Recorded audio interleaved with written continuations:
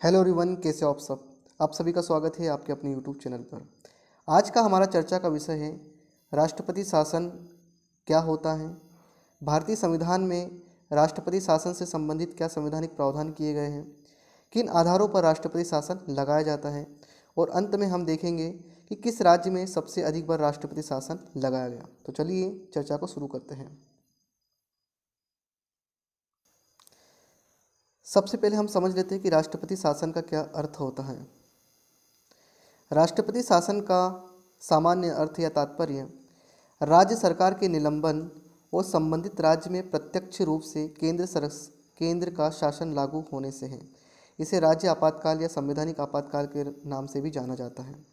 इसको हम ऐसे समझते हैं, जैसे हमारे दो प्रकार की सरकार होती है, केंद्र सरकार होती है और दूसरी होती है राज्य सरकार। तो क्या होता है, एक केंद्र सरकार होती है और अपने अपने राज्य में अपनी अपनी राज्य सरकारें होती हैं। तब होता यूँ है कि जब कोई राज्य सरकार, जैसे उदाहरण की यदि मैं बात करूँ, जैसे मध्य प्रदेश राज्य ले लिया मैंने। अब जैसे यहाँ पर मध्य प्रदेश सरकार संविधान के मुताबिक काम नहीं करेगी तो केंद्र सरकार क्या करेगी, केंद्र सरकार यानी राष्ट्रपति क्या करेगा कि यहाँ का जो शासन है, मध्य प्रदेश का जो शासन है वो अपने हाथों में ले लेगा। ठीक है।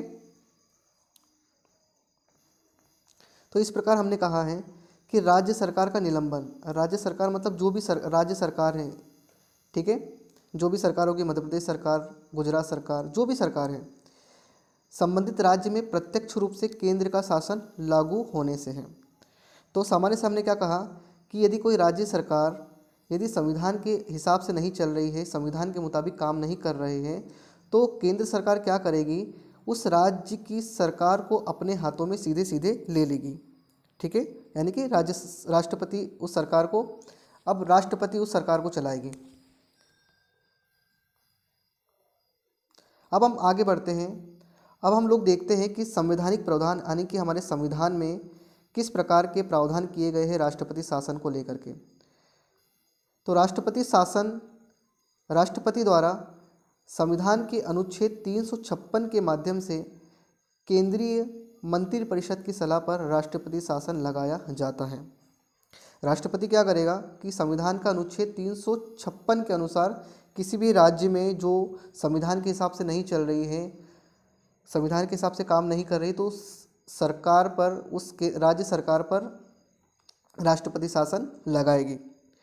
अनुच्छेद 356 राष्ट्रपति शासन लगाने का अधिकार देता है राष्ट्रपति को, यदि राष्ट्रपति इस बात से आश्वस्त है कि ऐसी स्थिति उत्पन्न हो गई है कि राज्य सरकार संविधान के प्रावधानों के अनुरूप नहीं चल रही है। राष्ट्रपति राज्यपाल की रिपोर्ट के आधार पर या दूसरे ढंग से राज्यपाल के विवरण के बिना भी प्रतिक्रिया व्यक्त कर सकता है और उस राज्य में राष्ट्रपति शासन लगा सकता है। अब हम बात करते हैं कि इसे राष्ट्रपति शासन आखिर क्यों कहा जाता है। तो इसे राष्ट्रपति शासन इसलिए कहा जाता है क्योंकि इसके द्वारा राज्य का नियंत्रण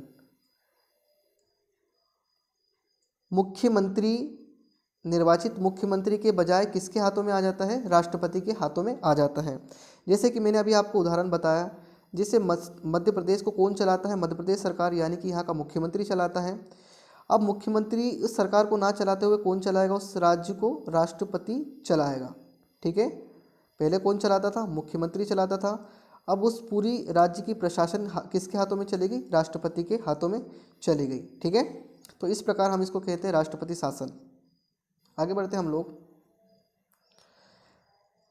अब हम बात करते हैं कि आर्टिकल 356 के अंतर्गत किन आधारों पर राष्ट्रपति शासन घोषित किया जाता है। तो दो आधारों पर राष्ट्रपति शासन घोषित किया जाता है। पहला आधार है यदि राष्ट्रपति राज्यपाल की रिपोर्ट को स्वीकार कर लेता है कि राज्य सरकार संविधान के उपबंधों के अनुसार नहीं चल रही है, तो राष्ट्रपति उस राज्य में राष्ट्रपति शासन लगा देगा।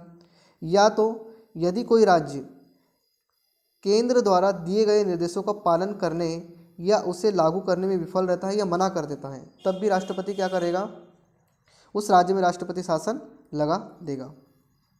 आगे हम लोग बढ़ते हैं, किस प्रदेश में सबसे अधिक बार राष्ट्रपति शासन लगाया गया। तो भारत में सबसे अधिक बार राष्ट्रपति शासन मणिपुर राज्य में, यहाँ पर 10 बार लगाया गया।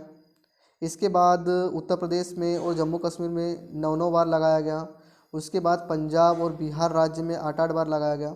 तो इस प्रकार राष्ट्रपति शासन इन राज्यों में सबसे सर्वाधिक अधिक बार लगाया गया।